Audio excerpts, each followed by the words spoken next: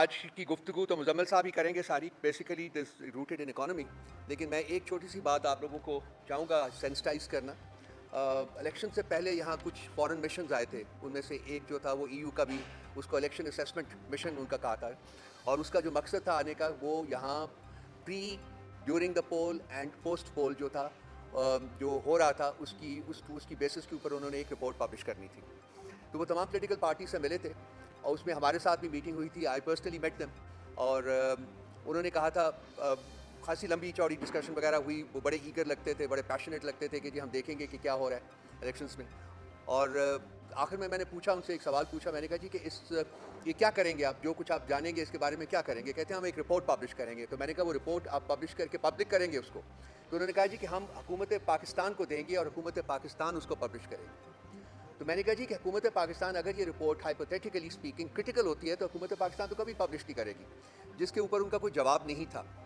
और मैंने उनको कहा था कि जी 2-2.5 घंटे आपसे मीटिंग में बात की है, लेकिन ऐसा लग रहा है कि इसका कोई नतीजा नहीं निकलेगा। फास्ट फॉरवर्ड, इस महीने की 9 या 10 तारीख को वो रिपोर्ट कंपाइल हो गई थी, और ईयू ने वो रिपोर्ट जो थी वो हुकूमत पाकिस्तान को white election commission of Pakistan hand over कर दी हुई है। मेरी इन्फॉर्मेशन ये है, और बहुत से और लोगों की भी इन्फॉर्मेशन ये है, कि वो रिपोर्ट इंतहाई क्रिटिकल है conduct of election in Pakistan के ऊपर, और उसमें pre poll rigging, polling day rigging and post poll जो सारी 9 फरवरी को जो कुछ भी हुआ है उसकी एक मेजर उसकी कंपाइलेशन है। तो मैंने एक ट्वीट किया था कुछ दिन पहले जिसमें मैंने डिमांड किया था कि जी ईयू जो है वो रिपोर्ट को पब्लिश करे, और लेकिन उनका जो जवाब आया है सोशल मीडिया के ऊपर ही आया है, आप भी उसको देख सकते हैं। उन्होंने कहा जी कि हमने वो रिपोर्ट हैंड ओवर कर दी है, उन्होंने कंफर्म किया है कि वो रिपोर्ट हैंड ओवर कर दी है। सो मैं आप लोगों की वसातत से, हम लोग पीटीआई के प्लेटफॉर्म से हम डिमांड करते हैं यूरोपियन यूनियन को कि वो इलेक्शंस के बेहतर नकास के लिए फ्यूचर में वो रिपोर्ट जो है उसको पब्लिक किया जाए, क्योंकि ये पाकिस्तान के अवाम का हक है, और ताकि उनको पता चल सके कि इलेक्शन किस तरीके से इस मुल्क में कंडक्ट किए गए हैं। ये बहुत इंपॉर्टेंट है। इसके बाद कॉमनवेल्थ डेलीगेशन भी आया था, उनकी रिपोर्ट भी मेरा ख्याल है कि पब्लिकेशन की, कंपाइलेशन की आखिरी स्टेजेस के ऊपर है, और अगर वो भी उसको पब्लिक नहीं करते तो हम उनसे ये डिमांड करेंगे। तो ये एक छोटी सी बात मैंने आपके साथ शेयर करनी थी। अब मैं तकलीफ दूंगा मुजम्मिल साहब को कि इकॉनमी के ऊपर एंड बाकी रिलेटेड मैटर्स के ऊपर जो है वो आपसे बात करेंगे। Thank you. हाँ, हम यूरोपियन यूनियन को वी कॉलिंग अपॉन दैम, क्योंकि यूरोपियन यूनियन में हर सिटीजन का राइट टू एक्सेस है, और वो अगर कोई भी ईयू का सिटीजन जो हम वो भी सोच रहे हैं कि उसको भी किया जाए कि ईयू में किसी सिटीजन से रिक्वेस्ट की जाए कि वो रिपोर्ट पब्लिक की जाए। अल्टीमेटली तो हो जाएगी, बट अगर टाइमली वो पब्लिक हो जाए तो उसके पॉजिटिव नतीजे जो है वो आ सकते हैं। जी बिस्मिल्लाह रहमान रहीम। सबसे पहले तो आप सब लोगों का शुक्रिया। मैं माजरत खा हूँ, 1 घंटा जो है सुबह फ़्लाइट 2.5 घंटे लेट हुई। पाकिस्तान में इस वक्त मामूल बन चुका हुआ है, PIA की फ़्लाइट्स मेरी पिछले 10 में से 6 फ़्लाइट्स लेट हुई हैं, तो कुछ नहीं कर सकते। अच्छा, ये आज जो मैं यहाँ आया हूँ ऑल द वे, उसमें आपको जो है पहली बात तो ये बता दें, क्लैरिफिकेशन दे दें कि PTI ने EU को GSP प्लस में कोई लेटर नहीं लिखा था, जिस पे हमने पहले भी क्लैरिफिकेशन दे दी थी। और नहायत ही शर्मनाक बात है, मिनिस्टर ऑफ इंफॉर्मेशन जो है अता तारक, वो जो है एक PMLN के सेल के इंफॉर्मेशन लीडर ज़्यादा रहे और पाकिस्तान के इंफॉर्मेशन मिनिस्टर कम रख के वो प्रोपेगेंडा फैलाते रहे, और अभी तक उन्होंने उसकी माफ़ी नहीं मांगी। दूसरी चीज़ ये थी कि आपको याद होगा कि हमने भी एक IMF को लेटर लिखा था, और आपको लिखते ही बता दिया था उसके स्पिरिट में कि वो लेटर कतन वो नहीं है कि IMF का प्रोग्राम को रोका जाए, या IMF पाकिस्तान में काम ना करे, या IMF पाकिस्तान के साथ काम ना करे।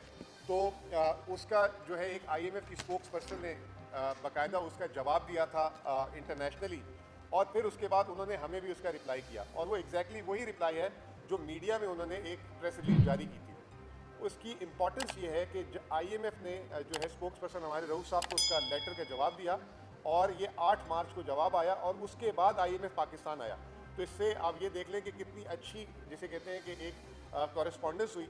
उसमें जो IMF ने जो ख़ास बात की हमारे लिए, इसमें उन्होंने बताया कि IMF ने लेटर रिसीव किया, और जो है साथ साथ ये भी बताया, जो हमने भी मैंने अपनी लास्ट प्रेस कॉन्फ्रेंस में भी बताया था कि IMF का मैंडेट नहीं होता डोमेस्टिक पॉलिटिक्स में। तो उन्होंने उनके वर्डिंग है, ये आप सुन लें, the international institution with a narrow mandate on economic issues does not commit on domestic political developments. However, given the importance of the institutional environment for economic stability and growth, we do encourage fair and peaceful resolution of all electoral disputes, ये that is the key point, ये उन्होंने press release में बताई थी। तो उसके बाद आपको पता है कि IMF पाकिस्तान आया 9 से 14 से 19 मार्च तक, और सक्सेसफुली जो है IMF ने अपना प्रोग्राम मुकम्मल किया। मैं सबसे पहले तो कॉन्ग्रेचुलेट करूंगा पूरे पाकिस्तान को कि काफ़ी अरसे के बाद पाकिस्तान ने एक स्टैंड बाय प्रोग्राम मुकम्मल किया, और ख़ुसूसी तौर पे खान साहब, इमरान खान साहब को इस पर शुक्रिया अदा करूंगा, क्योंकि जब ये प्रोग्राम शुरू हुआ था तो IMF जो है इमरान खान साहब के पास आया था और उन्होंने कहा था ये प्रोग्राम उस वक्त शुरू होगा जब उसकी आप कंसेंट देंगे। तो in the interest of Pakistan जो है हमने खान साहब ने इसका जो है कंसेंट दिया था, और ये प्रोग्राम स्टार्ट हुआ था। $3 अरब का स्टेबलाइजेशन प्रोग्राम था ये, जो स्टैंड बाय प्रोग्राम था। उसके बाद जब वो पाकिस्तान में पहले रिव्यू के लिए आए तो उन्होंने फिर हमसे रिक्वेस्ट की थी कि आप हमसे मिलें, और हमारे बोर्ड ऑफ डायरेक्टर कह रहे हैं कि आपसे फिर मिलें, क्योंकि खान साहब अरेस्ट हो चुके हुए थे तो वो नहीं मिल सकते थे। उसके बावजूद वो पाकिस्तान से चले गए, उन्होंने जो है हमसे इंसिस्ट किया। उसके बाद हमारे रऊफ साहब और जो है चेयरमैन गौर साहब क्रिसमस से पहले दिसंबर की आखिरी डेट्स में मिले, और उसके बाद पॉसिबल हुआ 11 जनवरी को पाकिस्तान को किस्त मिली। उसी के तसलसल में हमने उनको ख़त लिखा था, जो हमारी उनसे कम्युनिकेशन होती रही। उस कम्युनिकेशन के जवाब में उन्होंने हमें भी एक रिप्लाई दिया, और जिसमें हम काफ़ी इंकरेज हुए हैं कि एक तो ना सिर्फ उन्होंने हमें ये इन्फॉर्म किया कि उनका मैंडेट जो है इकोनॉमिक मैंडेट नहीं है, लेकिन वो इनकरेज कर रहे हैं तमाम जो इलेक्शन रिलेटेड डिस्प्यूट है उसको रेजोल्यूशन की तरफ।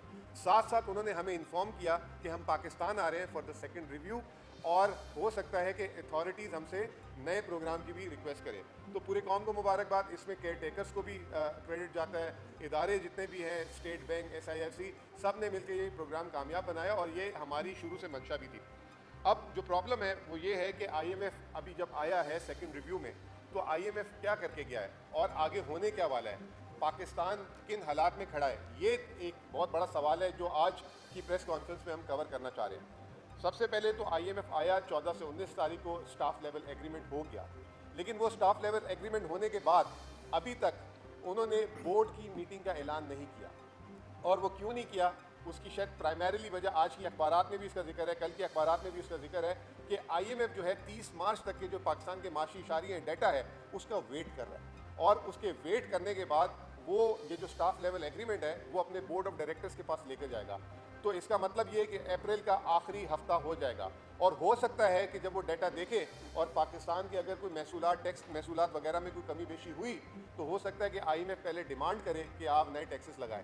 उसकी एक हमने झलक देख ली है, ताजर दोस्त ऐप करके जो एक शुरू हो गई है कि पहली तारीख से जो है रिटेल टैक्सेस वगैरह की बात हो रही है। तो तैयार हो जाए सबसे पहले, कि हो सकता है कि बजाय नए प्रोग्राम के स्टार्ट से पहले ही जो है टैक्सेशन से रिलेटेड चीज़ें जो है और नई चीज़ें आ जाए, जिससे एक महंगाई का तूफान आ जाएगा। IMF अपनी इस रिपोर्ट में जो स्टाफ लेवल एग्रीमेंट करके गया है, वो एक बात बोल के गया है, वो ये बोल के गया है कि growth is expected to remain modest, यानी कि पाकिस्तान में ग्रोथ अभी भी इस प्रोग्राम के बावजूद मोडेस्ट रहेगी। और जो सबसे ज़्यादा जो मेरे आप और सबके लिए परेशान कुन बात है वो ये है कि इन्फ्लेशन जो है, महंगाई जो है, वो टारगेट से अबव रहेगी। अफराते ज़र पाकिस्तान इस वक्त एक ऐसे महंगाई के भंवर में फंसा हुआ है 2022 से, जब से ये PDM की हुकूमत आई थी और फिर केयर टेकर भी उसको ना संभाल सकी। ये 76 साल के रिकॉर्ड तोड़ चुकी हुई है, और ये अभी भी वो कह रहे हैं कि महंगाई पाकिस्तान में टारगेट से ऊपर रहेगी। तो ये एक बहुत ही बुरी खबर है। अब उनका कहना यह है कि अभी भी हम कोशिश कर रहे हैं कि पाकिस्तान में जो है रिफॉर्म्स हों। हमेशा IMF की एक बात होती है कि जी ऑन गोइंग रिफॉर्म्स होने चाहिए, फिस्कल पॉलिसी प्रूडेंट होनी चाहिए, महंगाई कम होनी चाहिए, पाकिस्तान के कर्जे नीचे होने चाहिए, ये सारी बातें हैं। और वो कह रहे हैं कि अब हमसे आपकी अथॉरिटीज़ ने एक नया प्रोग्राम मांगा है। मैं आपको थोड़ा सा इसका एक पस मंज़र देता हूँ कि शहबाज शरीफ साहब, जिनको पता भी नहीं था, जिनके पास मैंडेट भी नहीं था, वो एकदम जब सरप्राइज़ उनको ला के बिठाया गया या लाए गए या जो भी हुआ, उन्होंने एक स्टैंडर्ड जिसे कहते हैं वो मैं ये कहूँगा कि वो वर्ड तो नहीं, गैर पार्लिमानी है, वो मोंगी मार दी कि हम जो है IMF से जो है एक नया प्रोग्राम लेने जा रहे हैं। 5 साल का खुद ही ऐलान कर दिया उन्होंने, और 5 साल का एक प्रोग्राम लेने जा रहे हैं, और पाकिस्तान के लिए प्रोग्राम नागुज़ीर है। अब वो प्रोग्राम का जब इन्होंने ऐलान किया तो IMF ने सबसे पहले तो ये बोला कि हम उस प्रोग्राम के लिए पाकिस्तान नहीं आ रहे, पहले तो ये जो प्रोग्राम चल रहा है इसको आप मुकम्मल करें। दूसरा, कोई तवील मुद्दती प्रोग्राम नहीं होता, वो 3 साल का प्रोग्राम होगा, अगर होगा भी तो उसको अब वज़ीर ख़जाना ने क्लियर भी करना शुरू कर दिया कि जी 3 साल प्रोग्राम, उसकी भी बातचीत वो कह रहे हैं कि अभी नहीं करेंगे। अप्रैल में जब IMF की जो एनुअल सेशंस होंगे वाशिंगटन में, तो वहाँ वज़ीर ख़जाना आए, उसकी बातचीत शुरू करेंगे। तो ये जो सारी की सारी जो डिस्कशन होगी हम ये समझते हैं कि ये बहुत इंपॉर्टेंट है और इस पे जो है नज़र रखनी चाहिए कि क्या उन्होंने डिमांड की अभी तक जो सामने आई है, वो मैं आप लोगों के सामने रखना चाहता हूँ और आप फैसला करें कि आया ये हुकूमत आंखें बंद करके एक IMF के प्रोग्राम की तरफ चली जाए या जो है इस पर नजर सानी की जाए। नंबर एक, 60 रुपये पेट्रोलियम लेवी इस वक्त है। 2018 में मिफ्ता इस्माइल ने किया था 30 रुपये, 20 रुपये से 30 रुपये मिफ्ता इस्माइल करके गए थे। फिर 30 रुपये PTI की हुकूमत में 3.5 साल रहा, बल्कि आखिरी जब PTI की हुकूमत के साल था उसमें पेट्रोलियम लेवी को 10 रुपये कभी 5 रुपये रखा। जैसे ही इनकी हुकूमत आई उसको इन्होंने 30 से 50 रुपये किया, इसहाक डार ने 50 से 60 रुपये किया। अब नई डिमांड है 100 रुपये लीटर, 100 रुपये लीटर पेट्रोलियम लेवी को कर दिया जाए क्योंकि टैक्स महसूलात कम है। पहली डिमांड ये है। दूसरी डिमांड, बिजली और गैस की कीमतें वापस से बढ़ाई जाएं। बिजली की कीमत का बोल रहे हैं कि जो है जुलाई से बढ़ाएं। गैस की कीमत अभी हम आपसे बात कर रहे हैं तो आज भी सुई नॉर्थ ने 175% गैस की कीमतें बढ़ाने के लिए जो है ओगरा उसकी सिफारिश की, आज उसकी हेयरिंग कर रहा है। पिछले 6 महीने में 600% गैस की कीमतें बढ़ चुकी हैं।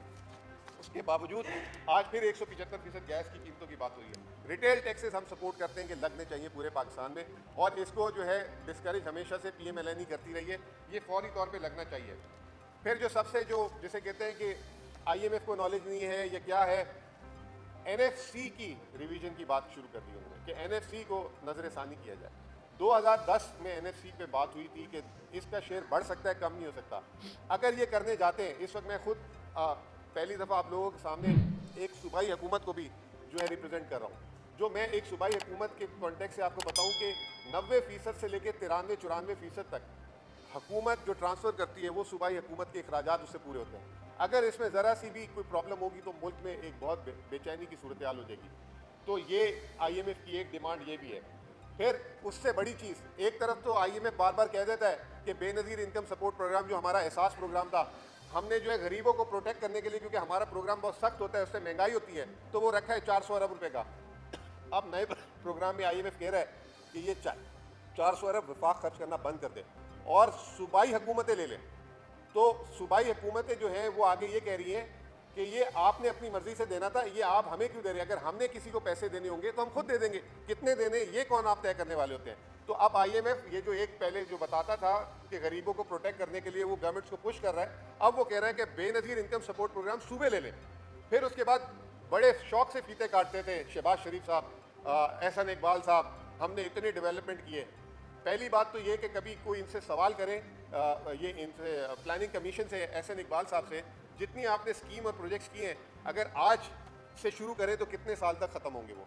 इस वक्त जो मेरी इत्तला है, जो मैं जब था वज़ारत ख़जाना में, तो पाकिस्तान के सन 2002 और 2003 में जो प्रोजेक्ट अनाउंस किए थे हुकूमतों ने, वो भी मुकम्मल नहीं हुए। तो हम हर बजट में आते हैं, ऐसे फजूल प्रोग्राम ऐलान करते हैं, आवाम दोस्त ये वो। तो अब IMF एक डिमांड कर रहा है कि वफाकी जो PSDP है वो ख़त्म कर दें और जिस सूबे में जो PSDP वफाकी हो रही है वो सूबा वाला उसको ले ले।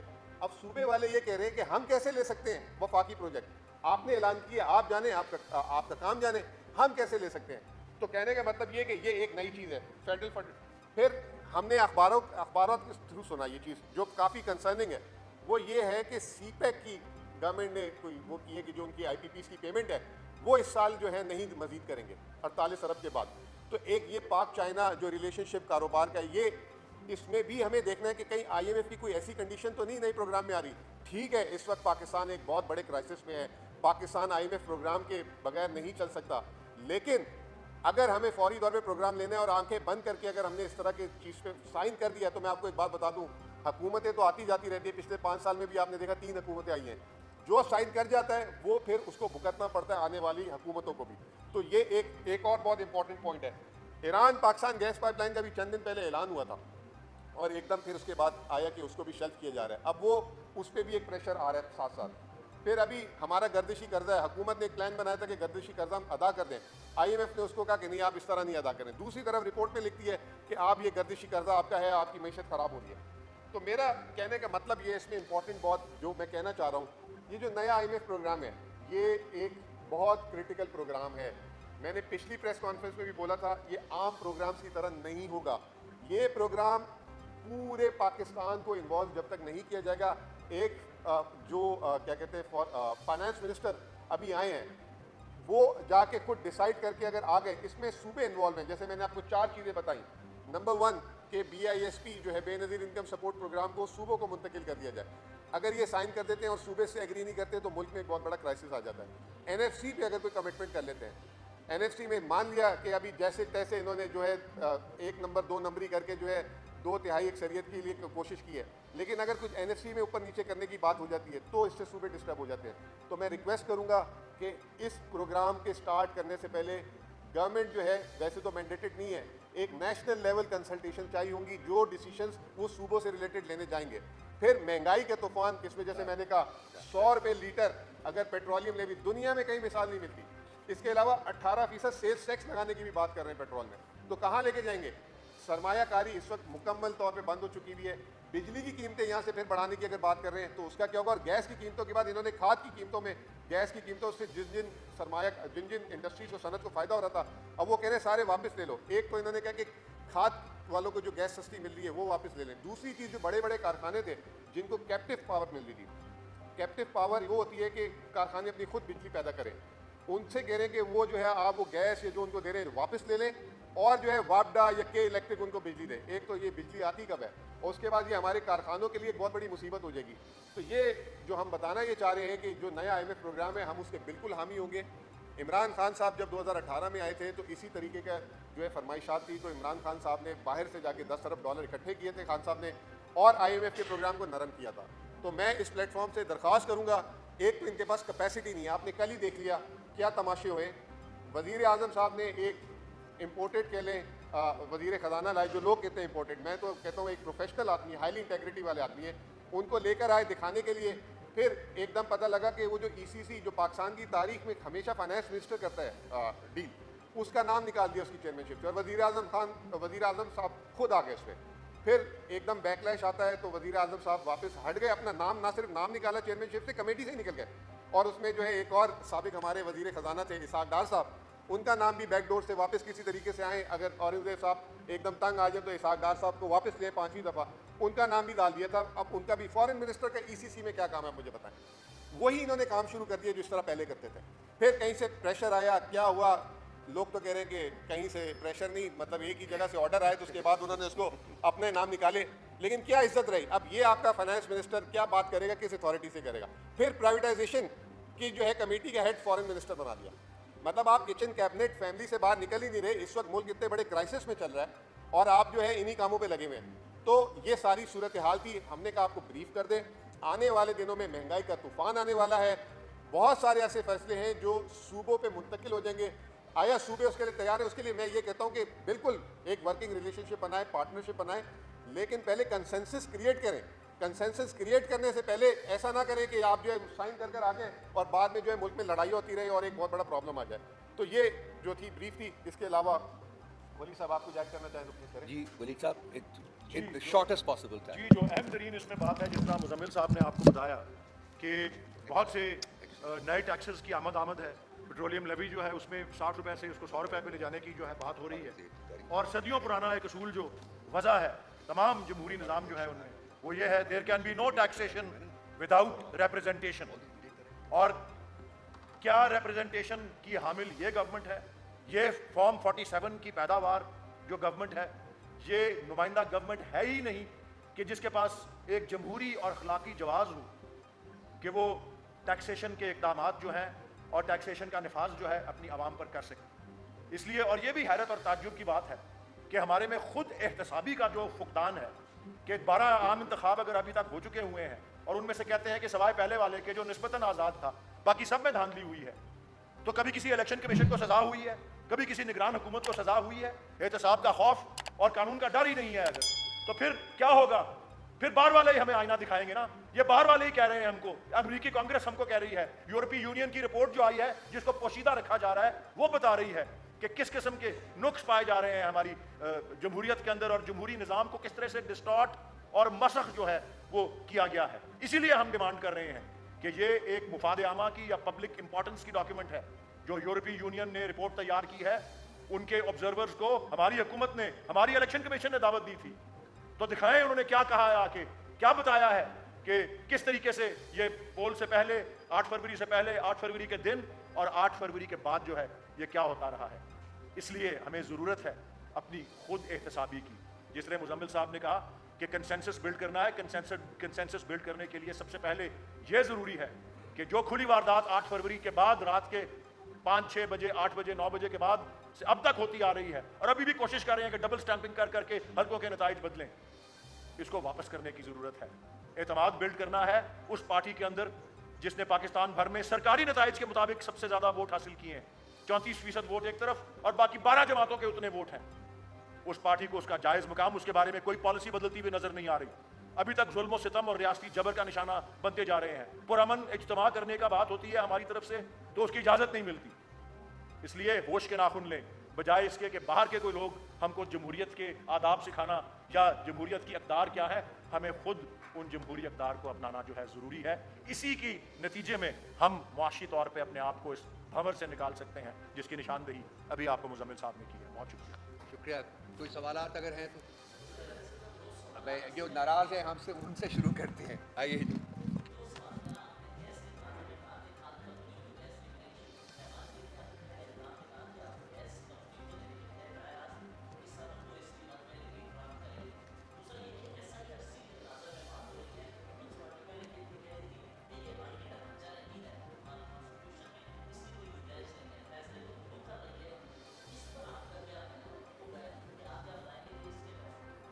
देखें जी, सबसे पहले तो शहबाज शरीफ के रिलीफ से अल्लाह बचाए, ठीक है ना।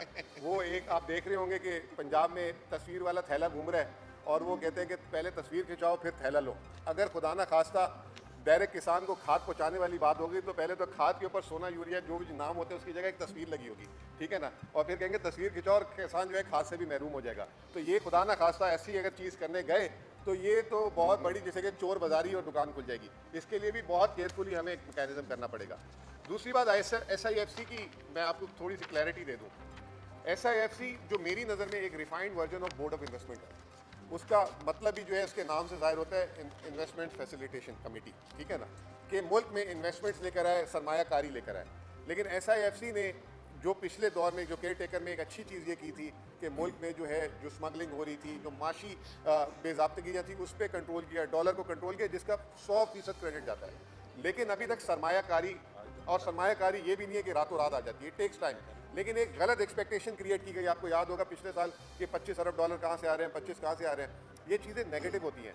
तो अभी तक वो मटीरियलाइजेशन नहीं हुई। और मैं ये समझता हूँ कि पाकिस्तान के पास इस वक्त कोई ऐसा एसेट भी नहीं है, जैसे इजिप्ट में पूरा शहर बेच दिया 35 अरब डॉलर का। जो पीपल्स पार्टी के आपने तनाजुर से बात की कि मुल्क में काम कैसे करता है सिस्टम, ECC इकनॉमिक कमेटी जो होती है वो फैसले करती है, जिसकी तौसीक कैबिनेट करती है और मुल्क में वो राइज हो जाता है कानून। और अगर फाइनेंस बिल से पास कराना हो तो असेंबली में जाती है। तो इस अगर आप उसमें देखें, पैरामिड में देखें, तो कहीं पे SIFC नज़र नहीं आ रही। लेकिन आज हमने देखा, बल्कि केयर टेकर गवर्नमेंट में हमने देखा कि ECC कैबिनेट फिर SIFC इस तरह करके फैसला हो रहा था। अब क्योंकि गवर्नमेंट आ चुकी हुई है ऑफिशियली, तो ये इस तरीके से इसको या तो अमेंडमेंट करानी पड़ेगी जिसमें पीपल्स पार्टी राइट है। और ये चीज़ हमने जो है आलमी मालियाती इदारे से भी सुनी है कि SIFC की जो इंडोर्समेंट है वो जो है वो उसकी इंपॉर्टेंस नहीं है, इंपॉर्टेंस है कैबिनेट और असेंबली की। तो इसको जो है मेरा अपना ख्याल ये है कि ये 2/3 जो मेजॉरिटी है इससे कोई कानून साजी कर लेंगे तो बेहतर है, वरना ये एक इशू रहेगा, क्रिएट रहेगा, इशू क्रिएट होता रहेगा। लेकिन हैविंग सेड दिस, SIFC ने रेड टेपिज्म ख़त्म की है। SIFC जो है फैसले जल्दी करवा लेती है, ये चीज़ें हुई हैं, लेकिन अभी इसको कॉन्स्टिट्यूशनली कवर नहीं हासिल।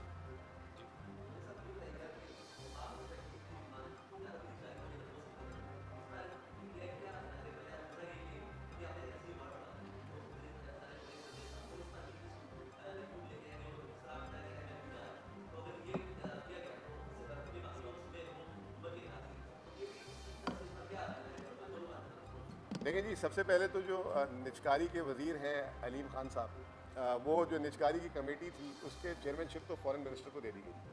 फिर अभी जो है निचकारी तो हुई नहीं, उन्होंने कहा था कि मैं तनख्वाह नहीं लूँगा, तो उनको 11,000 के नाल कोई उनकी हाउसिंग सोसाइटी का रुदा वाला जो है उसका कोई सेंक्शन हुआ है। तो अब निचकारी पे तो उनका कोई अभी तक कोई स्टेटमेंट ही नहीं सुना हमने कि क्या निचकारी उन्होंने करनी है, क्या क्या उनके प्लान्स हैं, ना उनकी कोई प्रेस कॉन्फ्रेंस सुनी।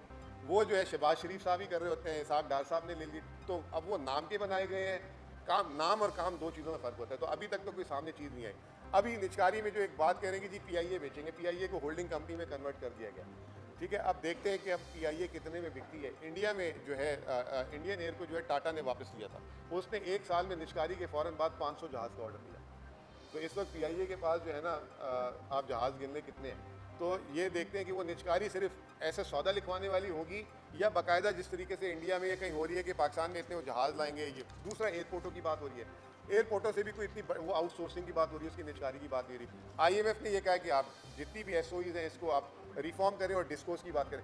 तो पाकिस्तान बेचेगा क्या? इस वक्त मेरे पास मुझे कोई चीज़ बेचने के लिए नज़र ही नहीं आ रही खास, जिससे अब इजिप्ट ने पूरा शहर बेचा $35 अरब का यूएई को। तो अब हम देखते हैं आने वाले दिनों में कि क्या चीज़ जो है क्रिएट होती है या क्या टारगेट्स हैं। जो पिछले साल हमने सुने थे 25 अरब 30 अरब पता नहीं, उनमें से तो उसका जो है ना 1% भी नहीं आ सका। अब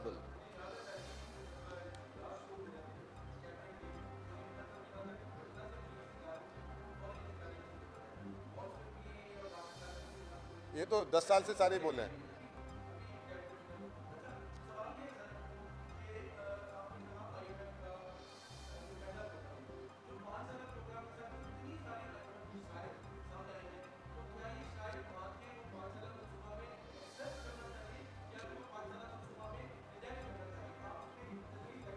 देखिए बात यह है कि ये जो प्रोग्राम जो है इसकी जो वो खदोखाल देते हैं और जो वो शराइत रखते हैं उसको जो है हमें, क्योंकि हमें फाइनेंशियल इमरजेंसी तो है, उसकी चक्कर में कहीं हम ये ना हो कि सारी चीज़ें हम हाँ कर दें, कहीं ये ना हो कि वो हमारे गले का हार बन जाए।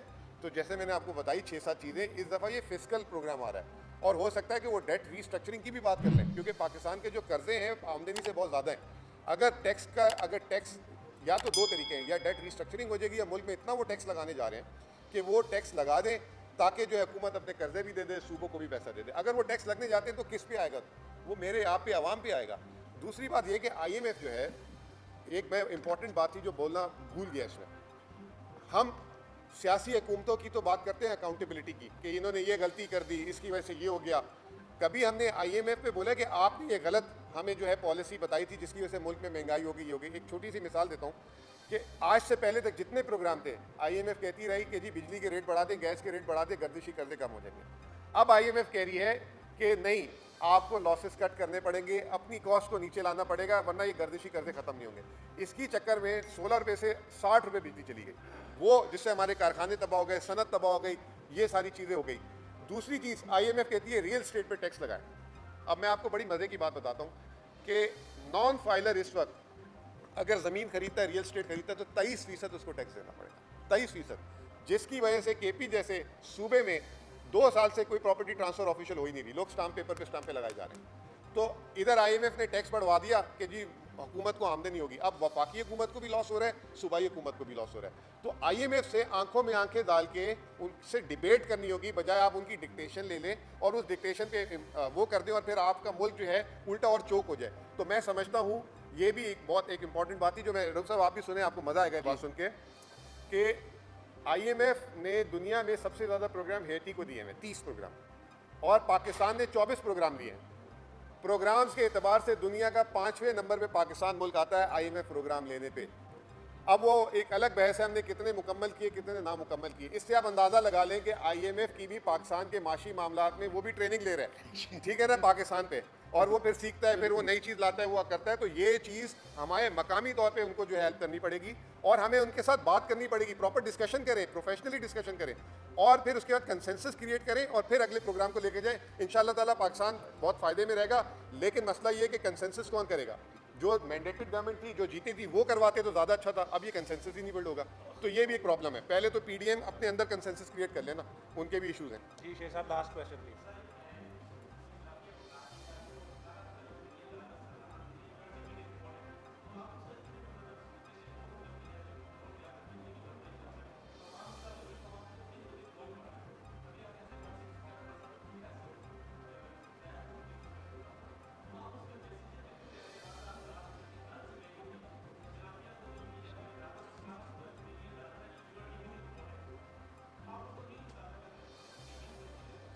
देखें इस वक्त मसला ये है ना कि पाकिस्तान में आप जो भी सरमायाकारी है, अभी जैसे अभी हम SIFC की भी बात कर रहे हैं, अब हम सऊदी इन्वेस्टमेंट की बात कर रहे हैं, तो वो सबसे पहले कहते हैं हम पाकिस्तान में उस वक्त आएंगे जब आप हमें टैक्स फ्री कर देंगे। तो ये अशराफी है। तो पाकिस्तान में जो भी कोई सनत लगाने आता है, वो चाहे मकामी हो चाहे बाहर वाला हो, अभी जैसे आजकल रिफाइनरी पॉलिसी आ रही है, रिफाइनरी वाले कह रहे हैं कि जी पहले आप हमें टैक्स के सारे एग्जम्पशन दे दें, फिर हम रिफाइनरी लगाएंगे। तो मसला ये है कि कैपिटल को अट्रैक्ट करने के लिए आपको इंसेंटिव देना पड़ता है, लेकिन उसको आप एक टाइम में ख़त्म करें ना, 3 साल 2 साल 5 साल 10 साल। अभी जैसे सीपैक के हमारे पावर प्रोजेक्ट्स हैं, ये जब तक रहेंगे इन पे टैक्स फ्री हैं ये, तो हमारी गलती है। जैसे मैंने आपको कहा, हम जल्दबाजी में यह दिखाने के लिए कि सरमायाकारी ला रहे हैं, जैसे सीपैक में हमने पावर प्लांट्स लेकर आए, आज वो जो है उसमें हमें 2200 अरब रुपए जो है सिर्फ कैपेसिटी पेमेंट अदा करनी पड़ती है। तो हमारा जो नेगोशिएट करने का तरीका है वो बड़ा ख़राब है। इसमें मैं बात क्लोज करूँगा एक बात करके, इजिप्ट ने अभी 35 अरब डॉलर का जो लैंड बेचा यूएई को, उन्होंने ये कहा है कि आप सरमायाकारी उसके ऊपर करेंगे और उसके जितना भी शेयर होगा प्रॉफिट का 35% वो इजिप्ट को उसमें भी शेयर प्रॉफिट भी देंगे। तो हमें अपने एग्रीमेंट्स अच्छे करने चाहिए। हमें जल्दबाजी में उजलत में हम एग्रीमेंट्स कर देते हैं, फिर वही अशराफिया उसका फ़ायदा लेती है, कोर्ट में जाती है, आप पे केस करती है। अब छोटी सी मिसाल मेरी केपी की ले लें। केपी के आज जो पेट्रोल निकलता है 42% पाकिस्तान का पेट्रोल केपी से जो है निकल रहा है। उसमें ये था मुआहिदा कि जी $40 जो है कीमत से ऊपर अगर कीमत जाएगी तो उसकी प्रॉफिट शेयरिंग होगी ऑयल कंपनी, हुकूमत पाकिस्तान और केपीके की गवर्नमेंट। अब जब वो 2012 की पॉलिसी आई, जब पैसे लेने की बारी आई तो उन पेट्रोलियम कंपनीज ने स्टे ले लिया में जाके। अब वो स्टे की वजह से अरबों रुपए हुकूमत पाकिस्तान को जो प्रॉफिट, अभी $90 ऑयल की प्राइस चल रही है, $40 में ऑयल कंपनियां लेके जा रही है, सारा मुनाफा वो ऑयल कंपनियां रख रही हैं, जिसमें पाकिस्तान की ऑयल कंपनियां भी जो बड़ी बड़ी उसमें नाम है। तो वो जो है दिस इज कॉल्ड इशराफिया। तो हमें अपने एग्रीमेंट्स और दूसरा हमें जो है अपना जो कोर्ट सिस्टम उससे जो है सही करना पड़ेगा। बहुत बहुत शुक्रिया। Thank you.